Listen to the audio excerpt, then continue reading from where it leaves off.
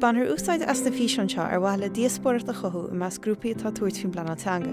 Is bhí gach grúpa a bhéise heachta níos lena pleanála Teanga héin, ach tá Glór nGael dóchasach go gcuireann na fhíorúsáideach leis bléantar ar bhain téamaí na pleanála Teanga.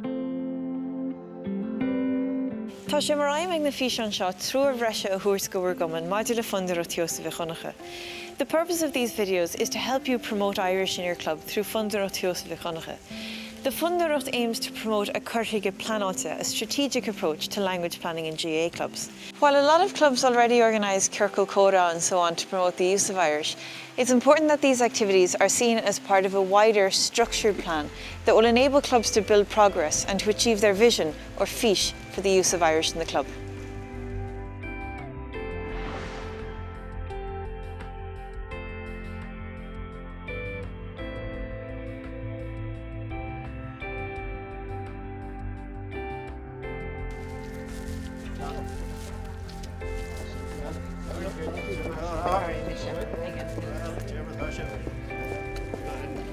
An céad rud is tógtha tá níl an agin feimí an tríomh na Ghaeilge agus bearla, so sin fahinne páistí ó go 3 bliain go dtí 6 bliain díos.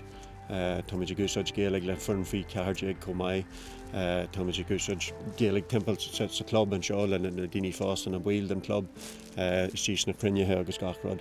Agus is tógtha agus chomh maith sin tá nasc agin le CLG gidóir a fáh 7 bliain anuas, so sin ionta maith fahinne an Chlub.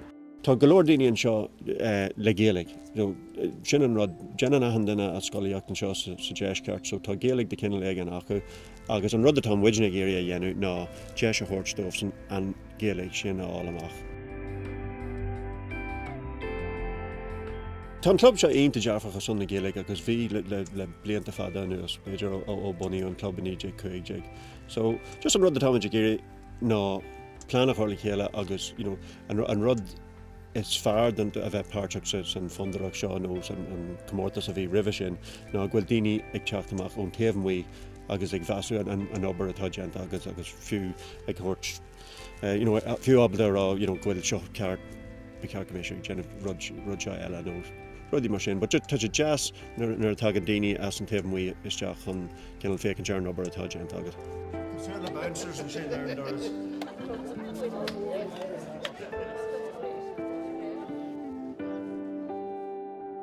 Agreeing on a fiche gives the project focus and also helps club or committee members to work effectively towards their objective.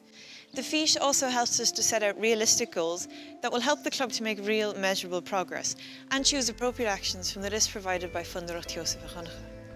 Agus brahan sin gomór ar a ggóthaigs, this vision will vary a lot from club to club depending on the context. For some clubs, promoting Irish as the primary language in all club activities might seem like a reasonable goal. For other clubs, it might be working towards a more bilingual environment in the club or developing smaller Irish language networks. An fís gartarmach nó go méoch na himimeóirí sinseir abalta feimnú trí Ghaeilge.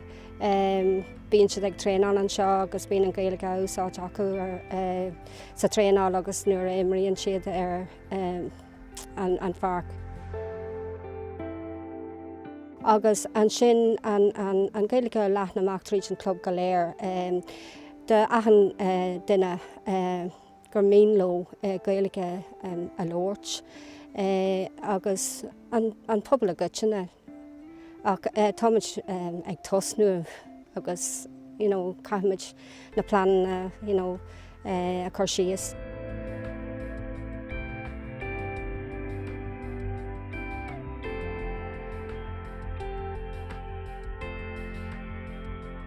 Bíonn an ís sin sách generalta, mar sin tasíonn spreagúla ní sonraí le cuidiúlinn an ís amach ar bhealach cóirdaithe agus céimnithe. Because the fiche is quite general, it's important to set out more specific goals as well to help the club to achieve its fiche. These goals should be detailed and measurable.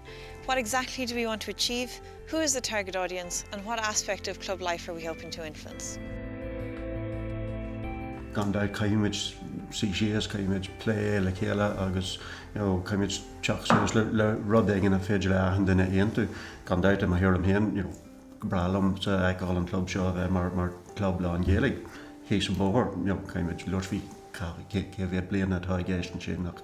But look, bhí seans nachhfuil sin an fís atá ag ahan denna, so caiimiid sí síos am éigen eile agus an rud seo lé agus rud éigen a leagú síos, rud éigen a scríbú síos agus den bheith ahan denna ábal obair son an rud sin. Nuair bhíonn an ís agus na sprúcanna le amach, bíonn sin amtháin brana ar ghuireabhíochtaí. The fiche and the sprúcanna, or goals, will help us to choose appropriate actions from Fhondúireacht Sheosaimh Mhic Dhonncha.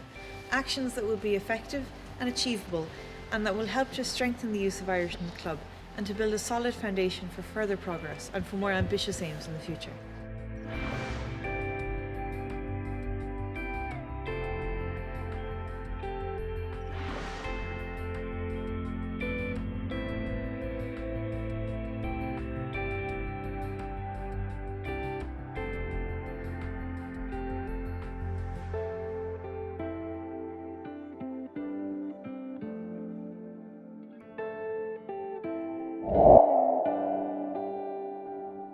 Déan teagháil le Glór na nGael le tuilleadh eolas, chuidú agus treoir maidir leis pleanála Teanga.